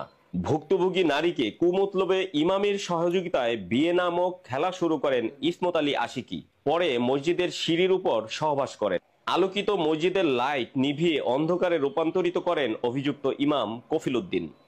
শারীরিক মিলনের পর মসজিদে থাকা অবস্থায় ওই নারীকে তালাক প্রদান করেন তিনি, এবং ওই নারীকে পূর্বের স্বামীর সাথে সংসার করতে পারবে, কোনো সমস্যা নেই বলে ফতোয়া জারি করেন ইসমত আলী আশিকি। অভিযুক্ত ইসমত আলী আশিকি নিজেকে বড় বক্তা দাবি করে বলেন, আমার নিকট তারা এসেছিল, পরে অনুরোধ করলে আমি ওই নারীকে আরেকজনের মাধ্যমে হালাল করে দিয়েছি। কার সঙ্গে হালাল? বিষয়টি খুবই ইন্টারেস্টিং এই জায়গাটাতে যে তিনি হালাল করেছেন বলছেন। আমরা মুফতি আব্দুল আল মাসুদের কাছে জানবো। আচ্ছা মুফতি আব্দুল আল মাসুদ ভাই, একটা প্রশ্নের যদি আপনি সংক্ষেপে জানান আমাদেরকে, এই হিল্লা বিয়ের বৈধতা বা হিল্লা বিয়েকে ইসলাম সমর্থিত বা ইসলাম থেকেই হিল্লা বিয়ে এসছে, মানে এটা কি হালাল করা? এটা হিল্লা আলাদা করে হিল্লার উদ্দেশ্যে বিয়ে করাটা ইসলাম সমর্থিত নয়, কিন্তু ইসলামে আমি যদি একেবারে কোরআন থেকেই বলি, কোরআনের 2 নম্বর সূরা আল বাকারার 230 নম্বর আয়াতে বলা হচ্ছে, ফাইন তাল্লাকাহা ফালা তাহিল্লু লাহু মিন বা'দু হাত্তা তানকিহা যাওজান গায়রাহু ফাইন তাল্লাকাহা ফালা জুনাহা আলাইহিমা আন ইয়াতারাজাআ ইন যান্না আন ইউকিমা হুদুদাল্লাহ ওয়া তিলকা হুদুদুল্লাহি ইউবাইয়িনুহা লিকাওমিন ইয়ালামুন। এর অর্থ হচ্ছে যে যদি তৃতীয়বার তালাক দেয়, মানে যদি আবারও হাজবেন্ড তার ওয়াইফকে তালাক দেয়, তাহলে ওই হাজবেন্ডের জন্য ওই ওয়াইফ আর জায়েজ নয়, হালাল নয়, যতক্ষণ না ওই স্ত্রী অন্য কোনো পুরুষের সাথে, অন্য কোনো পুরুষকে বিয়ে না করে বা অন্য কোনো পুরুষের সাথে সেই স্ত্রীর বিয়ে না হয়। যদি এরপরে সেই দ্বিতীয় যে হাজবেন্ডের সাথে ওই স্ত্রীর বিয়ে হলো, মানে যে স্ত্রী তালাক প্রাপ্তা বা যে স্ত্রী ডিভোর্স পেল, সে যদি অন্য কাউকে বিয়ে করে এবং সেই অন্য ব্যক্তি যদি তাকে আবার তালাক দিয়ে দেয়, তাহলে ওই স্ত্রী অর্থাৎ হাজবেন্ড ওয়াইফ যারা পূর্ববর্তী হাজবেন্ড ওয়াইফ ছিল, তাদের পুনর্মিলনে কোনো সমস্যা নেই, তারা একে অপরের কাছে ফিরতে কোনো সমস্যা নেই, যদি তারা মনে করে তারা আল্লাহর সীমাকে রক্ষা করতে পারবে। এই আয়াত থেকে তাফসিরে ইবনে কাসির, তাফসিরে তাবারি এবং তাফসিরে কুরতুবী সহ তাফসিরের কিতাবগুলোতে যা লিখেছে তার সারসংক্ষেপ হচ্ছে, একেবারে আমি তাফসিরে থেকে ইবনে কাসির থেকে আমি স্ক্রিনেও দেখাতে পারি, যদি হয়, মানে কোন পুরুষ আমরা বুঝলাম মাসুদ ভাই, এতক্ষণ পর্যন্ত যা ঘটেছে তা আল্লাহর মনোনীত পবিত্র পন্থা। সুবহানাল্লাহ, সুবহানাল্লাহ। এবং দেখেন এটা কিন্তু একটা বিষয়, ভাই আপনার যে চেহারা, নুরানি চেহারা, আপনি কিন্তু প্রতিদিন একটা করে ফতোয়া দিতে পারতেন ভাই, প্রতিদিন, মানে দেখে রাখতেন কার বউরে ফতোয়া দিতে আপনি চান, সেই অনুযায়ী দোয়া পড়ে দিতেন, 3 তালাক হয়ে যেত, ফতোয়া দিতেন মসজিদে। দেখেন হুজুররা এটা করে কেন, এই যে এই হুজুরটা কিন্তু ইসমত আলী আশিকি কিন্তু বিবাহিত, এমন না যে অবিবাহিত না। এখন সে বিবাহিত হওয়া সত্ত্বেও সে আরেকটা নারীর সাথে তার একবার হলেও একটু করার বিশাল আগ্রহ, যে কারণে সে কোনো নিরাপদ জায়গা নিজের যদি ঘরে যদি নিয়ে যায়, তাহলে এই যে মামুনুল হক যেরকম বলেছিল যে তুমি মাঝখান দিয়ে অন্য কিছু মনে করো না, হয়তো বউ মাঝখান দিয়ে অন্য কিছু মনে করবে, সেজন্য ঘরে না নিয়ে কোথায় নিরাপদ জায়গা, সেটা হচ্ছে মসজিদ। এখন এখানে অস্বীকার করবে, মানে সে জানে যে মোরাল জায়গা থেকে বাই ল এটা অন্যায়, কিন্তু শরীয়ত যেহেতু তাকে পারমিশন দিয়েছে, সেই দুকুলি রক্ষা করবে। দেখেন এখানে সে অস্বীকার করতেছে মাসুদ ভাই, তিনি একবার বলেন, অস্বীকারও করবে আর ক্যামেরার সামনে ধরাও পড়বে যে হ্যাঁ ঘটনা ঘটেছে। পরবর্তীতে তিনি আবার বলেন, একজন ফকিন্নির সঙ্গে হিল্লা বিয়ে করিয়ে দিয়েছিলাম, এখন আমি তার নাম ঠিকানা বলতে পারবো না, দাবি করে বলেন, আমার নিকট তারা এসেছিল, পরে অনুরোধ করলে আমি ওই নারীকে আরেকজনের মাধ্যমে হালাল করে দিয়েছি। কার সঙ্গে হালাল করা হয়েছিল এমন প্রশ্নের উত্তরে তিনি একবার বলেন, পরে জানাবো, এবং পরবর্তীতে তিনি আবার বলেন, একজন ফকিন্নির সঙ্গে হিল্লা বিয়ে করিয়ে দিয়েছিলাম, এখন আমি তার নাম ঠিকানা ফকিন্নি মানে নাটক সিনেমা দেখতাম একজন আরেকজনের গালি দেয়, এই ফকিন্নির গগরে ফকিন্নি, নিজে নিজের যে ফকিন্নি বলে, এটা আসলে আবার শুনি। সাংবাদিকদের ধন্যবাদ যিনি এই অনুসন্ধানী প্রতিবেদনটা করেছেন, ইন্টারেস্টিং। করা হয়েছিল এমন প্রশ্নের উত্তরে তিনি একবার বলেন পরে জানাবো, এবং পরবর্তীতে তিনি আবার বলেন, একজন ফকিন্নির সঙ্গে হিল্লা বিয়ে করিয়ে দিয়েছিলাম, এখন আমি তার নাম ঠিকানা বলতে পারবো না। আপনি বিয়ে করাইছেন? আপনি বিয়ে করাইছেন, সুন্দর কথা। তাহলে হিল্লাটা বিয়ে কি 80 সাথে হয়েছে, আপনার মনে আছে পুরোপুরি? 80 সাথে। অতঃপর বিয়ে পড়িয়ে দেয়া সেই ইমাম কফিলউদ্দিনের স্বীকারোক্তি প্রসঙ্গে পুনরায় জিজ্ঞেস করলে তিনি বলেন, সবাই আমার সম্মানহানি করার ষড়যন্ত্রে লিপ্ত হয়েছে, তারা আমার নিকট 1 লাখ টাকা চাঁদাও দাবি করেছিলেন। মনে পড়ে মামুনুল হক বারে বারে, মাসুদ ভাই 501-এ ধরা খাওয়ার পরে বলেছিল যে আওয়ামী লীগের ষড়যন্ত্র, আওয়ামী লীগের গুন্ডারা আমাকে ধরেছিল। বউরে বললো মাঝখান দিয়ে অন্য কিছু মনে করো না, আবার বউয়ের নাম বলবো আমি না তো এবার। এবারে অডিও যখন ভাইরাল হলো, মামুনুল হক বলল হ্যাঁ অডিওটা সঠিক, মামুনুল হকের চামচারা গিয়ে তার যে রুহানি পুত্ররা বলছে, হুজুর আপনি স্বীকার করেন কেন, আপনি স্বীকার করবেন না। বড় সহবাস যে জামাই সাইডে দেয়, বেড়া সাইডে দেয়, তাহলে 3 মাস পরে আমি বলেছি 3 মাস পরে আপনারা ওই আগের স্বামীর সাথে বিয়ে শাদী হয়ে যাবে, বিয়ে শাদী আপনারা করে যাবেন, এইভাবেই হয়েছে। তাহলে আগের স্বামী কি কার সাথে হিল্লা হয়েছিল বলে দিলি তো, আপনি মামলা সমস্যা কি? হ্যাঁ, দর্শনের মামলা করবো, সমস্যা নাই। চেতে গেছে, সমস্যা কি? হ্যাঁ ধর্ষণের মামলা করো, মানে যার বউরে ধর্ষণ করছে সে কিন্তু জানে ধর্ষণের মামলা হবে, তাও জানে করুক, মানে সমস্যা কি? মানে খেপে যায় কখন থেকে, এইভাবেই হয়েছে। তাহলে আগের স্বামী কি কার সাথে হিল্লা হয়েছিল বলে দিলি তো, আপনি মামলা সমস্যা কি? হ্যাঁ দর্শনের মামলা করবো, সমস্যা নাই। ভুক্তভোগী ওই নারীর স্বামী বিস্তারিত শুনে দেশবরেণ্য আলেমদের সঙ্গে পরামর্শ করলে জানতে পারেন, চুক্তিভিত্তিক হিল্লা বিয়ে শরীয়তসম্মত নয়, এটি প্রতারণার শামিল। ওই নারীর সরলতার সুযোগ নিয়ে অভিযুক্ত মুহতামিম ও ইমাম প্রতারণা করেছেন। এ ঘটনায় স্থানীয়রাও সঠিক বিচার ও শাস্তির দাবি জানিয়েছেন। এ বিষয়ে আরফান আলী শাহী জামে মসজিদ কমিটির সভাপতি আলফাজ উদ্দিন স্বপন বলেন, মসজিদ পবিত্র স্থান, এটা শুধুমাত্র ইবাদতের জায়গা, সেখানে সহবাস করার ঘটনায় জড়িত থাকার বিষয়টি জানাজানি হলে ইমাম কফিলউদ্দিনকে তাৎক্ষণিকভাবে বরখাস্ত করা হয়েছে। এ বিষয়ে ট্যাংরা মধ্যপাড়া জামিউল উলুম কওমি মাদ্রাসার ম্যানেজিং কমিটির সাধারণ সম্পাদক আনোয়ার হোসেন বলেন, বিষয়টি নিয়ে ম্যানেজিং কমিটির সবাইকে নিয়ে মিটিং করে সিদ্ধান্ত গ্রহণ করা হবে। Desk report.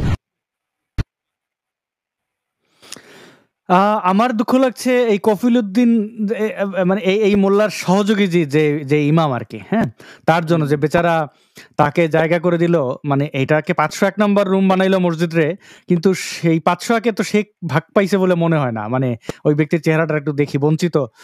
এই ধরনের বৈষম্য বিরোধী আন্দোলনের মাধ্যমে ইউনূস সরকারের আমলে, মাসুদ ভাই, এই বৈষম্যটা আমরা চাই কিনা, এটা একটা প্রশ্ন দর্শকের কাছে, দর্শকের উত্তর দেবেন যে এই ইমাম বৈষম্যের শিকার হলেন, তিনি চাকরি পালেন এবং কোনো ভাগ বাটোয়ারাও পাইলেন না, তো সেই ইমাম না বলছে ওই ইমাম মনে হয় টাকা পেয়েছে। এখানে আমি কেন টাকা পেয়েছে মনে হয় বললাম, সেটা বলবো একটু পরে। আচ্ছা মাসুদ ভাই, তো এখন প্রশ্ন ইন্টারেস্টিং, 501 মামুনুল হক আমাদের বলেছিলেন মাঝখান দিয়ে অন্য কিছু মনে করেন না, তারপরে আমরা দেখলাম যে সেটা মানবিক বিয়ে হয়ে গেল, তারপরে অনেক কিছু হইলো। এই যে চরিত্র, এই চরিত্র আমাদের সামনে বারে বারে ফিরে আসে, কাউকে কোনো প্রতিবাদ করতে দেখি না। ধরেন একজন হিন্দু ধর্মাবলম্বী বা বৌদ্ধ ধর্মাবলম্বী ভুল ক্রমে মসজিদে ঢুকে পড়েছেন, কি হতো তার? কি হতো ওই এলাকার হিন্দুদের? কি হতো বাকি বাংলাদেশের মোল্লা মুন্সিদের? সেই ব্যক্তিকে ইসকন সদস্য বানিয়ে সারা বাংলাদেশে তারা তাণ্ডব চালাতো। আমরা দেখেছি কুমিল্লার নানুয়ার দিঘির পারে একটা কোরআনকে হনুমানের কোলে রেখেছিল ইকবাল, সেখানে চক্রান্তে ওই এলাকার এমপি বাহাউদ্দিন বাহার জড়িত থাকার কথা জানা যাচ্ছে। কিন্তু সারা বাংলাদেশে হিন্দুদের উপরে অত্যাচার নির্যাতনটা চালালো কে? এই মোমিন মুসলমানরা। তাদের মসজিদে ঢুকে আরেকজন নারী আরেকজনের বউকে ধর্ষণ করা হচ্ছে, সবাই চুপচাপ। তার মানে ওইটা আরাম, মানে যারা দেখছে ঘটনাটা তাদের কাছে মজা লাগছে, তাদের কাছে খুব মানে অর্গাজমের স্বাদ পাচ্ছেন মসজিদে। মানে আমি জানি না তাদের বিবেক কেন ক্ষণে ক্ষণে জেগে ওঠে, এই প্রশ্নও দর্শক বন্ধুদের কাছে রাখছি। মাসুদ ভাই, আপনি এই পুরো ভিডিওটা দেখলেন, আপনি এই বিষয়ে মতামত দিন যে এটা যদি বৈধ হয় তাহলে কেন মোল্লারা বলছে এটা বৈধ না, আর যদি এটা অবৈধ হয় তাহলে এই অবৈধ কাজ মসজিদে করার জন্য কেন কোথাও মিছিল মিটিং হয় না? আসলে মোল্লারা এখানে আছে উভয় সংকটে। সেটা হচ্ছে যে চুক্তি ভিত্তিক হিল্লার উদ্দেশ্যে বিয়ে করা জায়েজ নেই, এটা ঠিক। অর্থাৎ যে ধরুন যে কোনো এক ব্যক্তি তার স্ত্রীকে এক কথায় 3 তালাক দিয়ে দিল, তারপরে ওই স্ত্রী আরেকজনের সাথে চুক্তি করলো যে আপনি আমাকে বিয়ে করবেন, বিয়ে করার পরে আপনি একটু ওইটা করলেই আমি হালাল হয়ে যাব, এই চুক্তি ভিত্তিক বিয়েটা জায়েজ নাই। কিন্তু যদি আরেকজন ব্যক্তি ওই নারীকে বিয়ে করে, সে 1 ঘন্টার জন্য করুক আর 2 ঘন্টার জন্য করুক, মানে 1 ঘন্টা 2 ঘন্টার জন্য সরি, যদি সে বিয়ে করে, বিয়ে করার পরে যদি সেই লোক ওই নারীর সাথে যদি আপনার তাহাজ্জুদের নামাজ আদায় করে বা রুম নাম্বার 501-এ যায়, তারপরে সেই কাজটা করার পরে ওই পুরুষ যদি আবার এই নারীকে তালাক দিয়ে দেয়, তাহলে নারী আগের ঘরে ফিরতে পারবে। এখন ইউজুয়ালি কি হয় দেখুন, আপনি যে নারীর সে নারী তো বোরকা পরা ছিল, কিন্তু বোরকা পরলেও তার শারীরিক বেশভূষা দেখে কি মনে হয় না যে মোটামুটি বয়স কম না, সম্ভবত বয়স 40-এর উপরে, 40 বা 50-এর উপরে হতে পারে। এরকম একজন নারী নিশ্চয়ই সন্তান আছে, বর হয়তো রাগের মাথায় 3 তালাক দিয়েছে। মাঝখানে মোল্লার সুবিধাটা হচ্ছে, মোল্লারা যে কারণে 3 তালাক বিষয়টাকে খুব গুরুত্ব দেয় যে হ্যাঁ 3 তালাক দিলে তালাক হয়ে যাবে, কারণ ওই যে মোল্লা মাঝখান দিয়ে আলগা খাইতে পারবে, এই আলগা খাওয়ার, এবং ওই যে ইমাম যে ওই হুজুরকে সাহায্য না, করেছে। তাছাড়া মাসুদ ভাই যেহেতু মুসলমানদের নবী মোহাম্মদের বৈবাহিক ডেবিউ শুরু হয়েছিল 40 বছরের নারীকে দিয়ে, মানে সুগার মাম্মিকে দিয়ে, তাহলে তাদেরও কি মানে আসলে ইন জেনারেল আমি জানি না মানে এটা বলা ঠিক হবে কিনা, আপনাদের বুড়ি থেকে ছুরি কোন কিছু বাদ যায়, মানে তো নারী মানে যেহেতু ভোগ্যপণ্য, তো সেখানে আবার বুড়ো আর মানে ধরেন আপনাকে যদি একটা বড়ের কথা বলি, কাঁচা বড়ই হইলেও আপনি খাবেন, আবার পাকা বড়ই হইলেও আপনি তো বাঁচবেন না ওইখানে, মানে পাইছেন খাবেন আর কি। নারীদেরকে কি সেইভাবেই দেখানো হয় না ইসলামে, মানে ভোগ্যপণ্য? হ্যাঁ, ইসলামে নারীদেরকে ভোগ্যপণ্য দেখানোই হয়। এবং আমি একটা ঘটনা আপনাকে বলি, আমার হুজুর কালে একবার আমার মুসল্লিদের মধ্যে একজন, সে তার স্ত্রীকে 3 তালাক দিয়েছে, সে লোকের আবার 2টা সন্তানও আছে, আমি তার নাম বলছি না। এবার কি করবে, 3 তালাক দিয়েছে রাগের মাথায়, এবার 2-3 দিন বউয়ের সাথে সে আর মানে তেমন হাজব্যান্ড ওয়াইফের যে সম্পর্কটা সেটা নেই, কিন্তু বাসায় আসা যাওয়া করে। শেষে আমাকে বলল, হুজুর আমি তো এই ঘটনা ঘটিয়ে ফেলেছি, খুব দুঃখ করে বলছে, কি করব এখন, আমার ফতোয়া কি? এখন দেখুন, আমি তখন কিন্তু অবিশ্বাসী, আমি তখন ইমাম, কিন্তু আমি তখনই অবিশ্বাসী, ইসলামে বিশ্বাস করি না।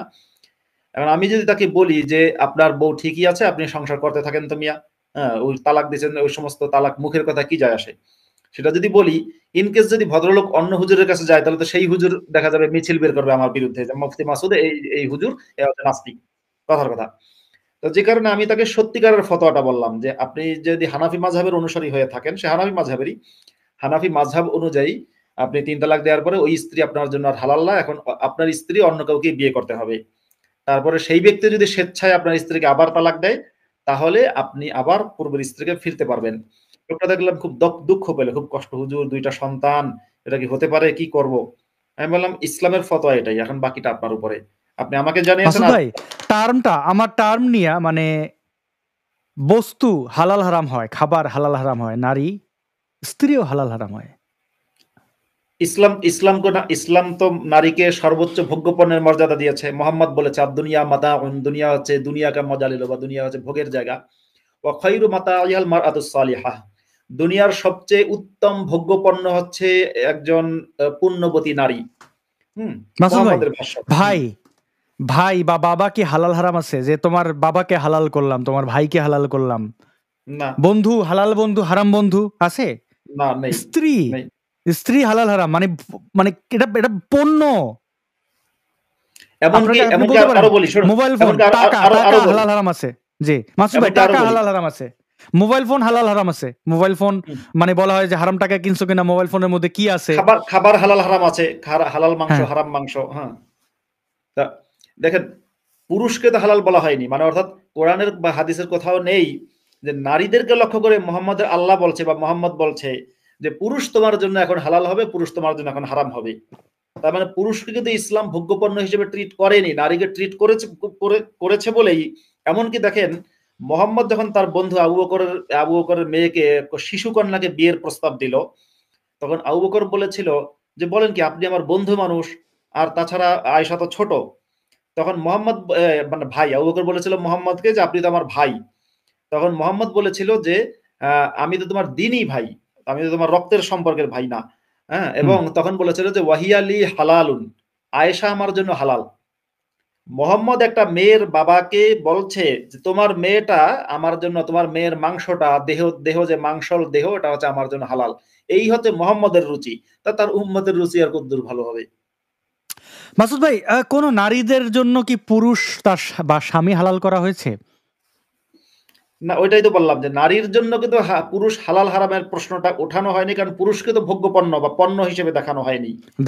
রাইট, আমরা বুঝলাম যে। আচ্ছা, আমি একটা ঘটনা বলতে গিয়ে একটু ওই ঘটনাটা যাবো একটু, যে ওই ঘটনাটা আপনি অবশ্যই শেষ করবেন। আমি দর্শক বন্ধুদের জানিয়ে রাখি যে আজকের লাইভ আমরা 7টায় শুরু করেছি। কেন 7:30টায়? এইটার কারণ হচ্ছে দুটো। একটা হচ্ছে যে এই লাইভটা বড় করব। মাসুদ ভাই খুব বেশি রাত জাগেন না, তার ঘুমিয়ে যাওয়ার অভ্যেস আছে। অনেক আগের অনেক পর্বে দেখেছেন হাই তুলতে, আমি মাঝে মাঝে হাই তুলি, কিন্তু হয় কি ঘুম পেলে মনোযোগ হারিয়ে যায়। আর মাসুদ ভাই আপনাদের প্রাণের মানুষ, তো মনের মানুষ ঘুমাইলে হয় যন্ত্রণা, সেটাও আমরা জানি। আমরা আপনাদের যন্ত্রণা দিতে চাই না। আগে শুরু করেছি যেন 2 ঘন্টা 2.5 ঘন্টা হলে। অন্যান্য লাইভে দেখেছি যে যুক্ত হওয়ার পরে মানুষকে সময় দিতে পারে না, মানে কষ্ট লাগে যখন কাউকে ব্যাক স্টেজে রেখে লাইভ শেষ করতে হয়। আজকে সেই সুযোগ থাকবে। আমি অগ্রাধিকার দেব, যদি কোনো হাফেজ মাওলানা মুফতি বা এরকম ইসলাম প্রচারক কেউ থাকেন তাদেরকে বেশি সময় দেওয়া হবে, বা তর্ক শুরু হলে সেটার অনেক দীর্ঘায়িত হতে পারে। আরেকটা জিনিস বলে রাখি যে আমরা চেষ্টা করতে পারি কিনা মাসুদ ভাইয়ের কাছ থেকে জেনে নেব যে আমরা এই শুক্রবারের সেশনটাকে শনিবারে নিয়ে যাওয়ার, কারণ শুক্রবার হচ্ছে যে একটা আতঙ্কের দিন। সারা সপ্তাহের মধ্যে শুক্রবারটা থাকে আতঙ্কের, এবং সারা বাংলাদেশ এই শুক্রবার কেন্দ্রিক এই তৌহিদি জনতাদের যে উগ্রতা, হিংস্রতা আপনারা জানেন। তো বাংলাদেশ সময় রাতে শুক্রবারের এই লাইভটা করতে গেলে যদি আমরা শনিবারে করি শুক্রবারের বদলে, তাহলে কি হয়, এই সারাদিন মোমেনদের যে ইসলামের পক্ষে যে জিহাদ, এইগুলার বিভিন্ন আর্কাইভ বা বিভিন্ন ডেটা কালেক্ট করে শনিবার ভালোভাবে এটা প্রেজেন্ট করা যায়। তো সেটা আমরা ভাবছি, মাসুদের সাথে কথা বলে নেব। আপাতত শুক্রবারই চলছে। মাসুদ ভাই, আমি দুঃখিত আপনাকে থামানোর জন্য, আপনি সেই ঘটনায় যান, এবং যারা যুক্ত হতে চান একটু পরে লিঙ্ক পাবেন, আপনারা যুক্ত হতে পারেন। যে তারপরে এবার সেই মুসল্লি যখন আমার সাথে কথা বললো, তো মন টন খারাপ করে চলে গেল। পরের ওয়াক্তে সে নামাজ পড়তে এলো, আসলে বলছে হুজুর আমি আর আমার বউ মিলে একটা জিনিস পরামর্শ করেছি। আমি বললাম কি? বলছে যে যেহেতু সারা পৃথিবীতে এই ঘটনাটা কেবল আপনাকেই জানিয়েছে, আর কেউ জানে না, তা আপনি একটু হালাল করে দেন। মানে সে আবার ঘরে গিয়ে নাকি ইউটিউবে এটা নিয়ে ভিডিও দেখেছে যে কিভাবে হালাল করে। আপনি একটু এক বেলার জন্য, ইসলামে তো 4 বিয়ে করা যায়, আমার ওয়াইফকে একটু বিয়ে করে একবার একটু করে তারপরে হালাল করে দেন। এবার আমি বললাম যে আমার পক্ষে ভাই এটা করা সম্ভব না, আমি এটা করব না। যাই হোক, আমি এবার ঘরে গিয়ে আমার ওয়াইফকে বললাম, হাসতে হাসতে, যেরকম একটা প্রস্তাব এসছে, আমার ওয়াইফ আবার মজা করে বললো করলে তো ভালো, তোমার করো, অসুবিধা কি, এত বড় সুযোগ কেউ হাতছাড়া করে? যাই হোক, এরপরে সেই লোক কি করেছে আমি জানি না, কিন্তু আমি আবার এটা আমার একজন বন্ধুকে, সেই ভদ্রলোকের নাম না বলে, আমার একজন বন্ধু ইমাম সাহেব, তার সাথে সে ফোন করেছে। তাকে ফোন করে কথা বলার সময় বললাম যে ভাই একটা ভালো প্রস্তাব আছে। বলছে কি? আমি বললাম এই ঘটনা। এখন সে বলে তা আপনি না কইরা দিলেন? মানে সে ভাবছে যে আমি না করলে, এই হুজুররা কিন্তু ইউজুয়ালি এরকম প্রস্তাব না করতে পারে না। মানে কোন হুজুরের পক্ষে এরকম প্রস্তাব ফিরিয়ে দেওয়াটা, মানে মনে করেন যেটা হিমালয় মাথায় তোলার মতো কঠিন। হুজুররা তো সব, এখন আমি নাস্তিক ছিলাম বলে আমার পক্ষে সম্ভব হয়েছে। এবার যাই হোক, শেষে ওই ইমাম সাহেব, আমার যে বন্ধু মানুষ, সে এখনো বাংলাদেশের কোন একটা মসজিদের ইমাম, বিশ্বাস করবেন না, 1 সপ্তাহ পর্যন্ত আমাকে প্রতিদিন কমপক্ষে 3 থেকে 4 বার ফোন করে শুধু আমাকে বুঝিয়েছে, ভাই একটু ব্যবস্থা করে দেন, লোকটা কষ্টে আছে, লোকটার বউটা কষ্টে আছে, হালাল কইরা দিই। আমি বললাম ভাই তারা কি করবে না করবে তাদের বিষয়। সে আবার আমাকে করার চেষ্টা করলো, পুশ করার চেষ্টা করলো, এটা বুঝিয়ে, দেখেন আপনি যদি দায়িত্বটা না নেন তাহলে হতে পারে যে অন্য কাউকে দিয়ে ওই মেয়েটা হালাল, কারো মাধ্যমে মেয়েটা হালাল হবে না। যদি হালাল না হয়, এখন যদি ওই হাজবেন্ডের সাথেই সংসার করে, তাহলে প্রতিটা দিন তাদের প্রত্যেকটা মেলামেশা সব জিনা হিসাবে বিবেচিত হবে এবং তারা পাপী হবে, গুনাহ হবে। আমাকে বোঝাচ্ছে ভাই আপনি কি চান এরকম একটা ফ্যামিলি, এরকম একটা হাজবেন্ড ওয়াইফ গুনাহগার হোক? আমি বললাম পুরো ব্যাপারটা তাদের দায়িত্ব। আমাকে একটা প্রস্তাব দিয়েছে, আমি প্রত্যাখ্যান করেছি, শেষ। আপনাকে বললে তো বললাম বিপদে। শেষে সেই হুজুর আমাকে টাকার প্রস্তাব দেয়। সে কিন্তু বিবাহিত, তারও 2টো সন্তান। আমার বন্ধু মানুষ টাকার প্রস্তাব দিচ্ছে যে ভাই সরাসরি টাকা না, বলছে আপনারও কিছু হাদিয়া তোফা দেবো, আপনার পছন্দ মতো কিছু হাদিয়া দেবো, কিন্তু আপনি একটু ব্যবস্থা করেন। সে এত বিরক্ত করছিল প্রতিদিন ফোন করে করে, শেষমেশ আমি তাকে বললাম যে আপনি যদি ফার্দার আমাকে ফোন করেন তাহলে কিন্তু আপনার সাথে আমার সম্পর্ক নষ্ট হবে, এটা নিয়ে যে রিকোয়েস্ট করেন, আমি কিন্তু আপনাকে ব্ল্যাক লিস্ট শুধু করবো তা না, আমি কিন্তু এটা নিয়ে আপনার বউকে যেভাবে জানাতে হয় আমি যে কোনো ভাবে আপনার বউয়ের নাম্বার কালেক্ট করে জানিয়ে দেবো। এরপরে সে শান্ত হয়েছে।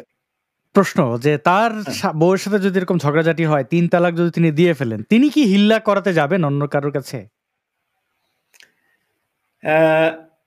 দেখেন, যদি সে বিশ্বাসী মুসলিম হয় সে কিন্তু করাবে, কারণ ওই যে বললাম না, বিশ্বাস এমন ভাবে তাদেরকে অন্ধ করে রাখে, ও ঠিকই করাবে, আরেকজনের কাছে দেবে।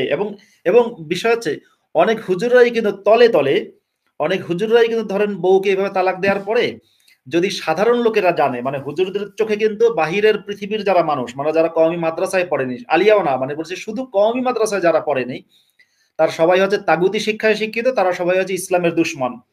ধরেন হুজুর যদি ইউনুসের প্রশংসাও করে তবু জানি ইউনুস ইসলামের দুশমন তার চোখে। এখন এই ইসলামের দুশমনরা যদি জানাজানি হয় তাহলে লজ্জা।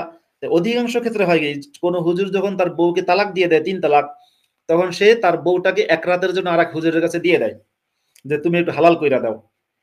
এটা কিন্তু হুজুরদের মধ্যে ইন্টারনালি এটা প্রচলিত আছে, এবং সেটা বেশিরভাগ লোকই জানে না। কখনো কখনো এমনও হয় ওই যে এক রাতের জন্য, কিংবা ধরেন যে কখনো কখনো একটু লম্বা সময়ও হয়, এই যে কয়েকবার যে হলো, কখনো কখনো ওখানে কিন্তু সন্তান হয়, এবং দেখা যায় সেই সন্তানটা কিন্তু এই লোকের বাপ ডাকছে যে তার আসল বাপ না, এবং এই লোকটা হয়তো জানেও না। হয়তো হতে পারে যে মামুনুল হক ওইরকমই একটা সন্তান, কথার কথা বলছি, হয়তো মামুনুল হকের বাপ মামুনুল হক, হয়তো, আমি কিন্তু শিওর না, হয়তো মামুনুলের বাপ মামুনুলের মাকে তালাক দিয়েছিল, মাঝখান দিয়ে আরেক হুজুর হয়তো সেটাকে হালাল করেছে, হালাল করার পরে সেখানে মামুনুলের জন্ম হয়েছে। কেন বললাম?